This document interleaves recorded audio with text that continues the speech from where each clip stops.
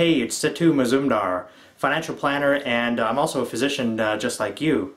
You know, whenever we talk about financial planning for physicians, a lot of things that are written out there are trying to make you try to pick the next winning stock, or trying to find the next hot money manager, or perhaps they're trying to tell you some sort of obscure tax loophole that you can take advantage of, or whatever.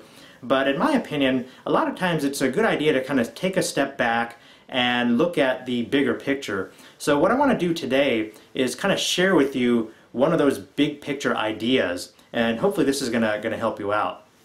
So I think you've probably heard or read by now that a couple of months ago there was a Mayo Clinic study that basically showed that almost 50% of practicing physicians in America are experiencing at least one symptom of burnout, right? And we all know why this is the case. I mean, let's face it, physicians like you and I, we've lost autonomy in medicine. We basically have control of almost nothing. And quite honestly, I think that the actual burnout symptom percentage for physicians is much higher than what that study quoted. So let me explain that. So when you have these burnout sort of surveys or questionnaires or studies, a lot of times what they'll do is they'll ask these questions such as, well, do you treat patients more like objects rather than as people? Do you have increasing fatigue? Do you have less energy now than you used to? And so on and so forth. And then what they do is they compile this, and then they come up with some sort of scoring system or like a burnout scale and say, okay, well, if your score is this, then your degree of burnout is low or moderate or high or whatever. And then it always seems like their solution to coping with burnout is to just do some sort of coping mechanisms like, take a vacation, or exercise more, or eat healthier, and so on. And supposedly just by doing these things, that will magically make you fall in love with practicing medicine again. See, I think a much better way to gauge burnout is for you to ask one simple question, and that is, do you jump up and down with excitement every single day when you go to the hospital, your clinic, or when you're on call? See, I trained in emergency medicine, and I have yet to see a single physician pumped up with excitement when they start their ER shift. Instead, they're just counting down the minutes till it's over.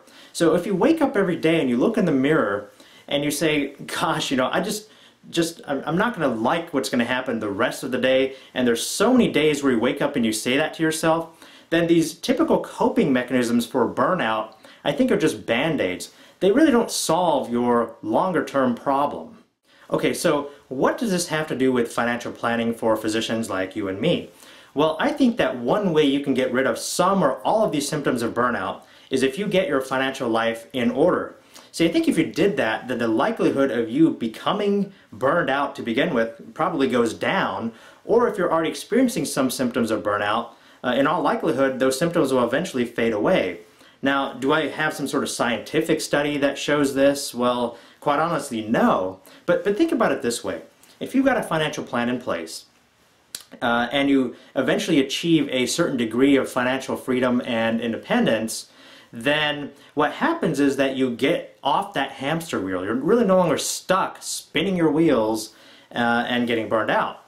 And what also I think happens over time is that if you've got a financial plan in place and you get sort of that certain level of independence and freedom, what happens is that you get your autonomy back, and those feelings and symptoms of burnout that have been sort of nagging you for so many years, eventually they fade away or they disappear altogether. So if you're waking up every day or too many days and you are sort of just sputtering along, you kind of have this queasy feeling in your stomach, or you're simply unhappy with what you're going to be doing the rest of the day, then I think one of the things you should focus on is getting your financial life in order. And you know what? It just might kind of re-spark that passion and interest that made you go into medicine to begin with.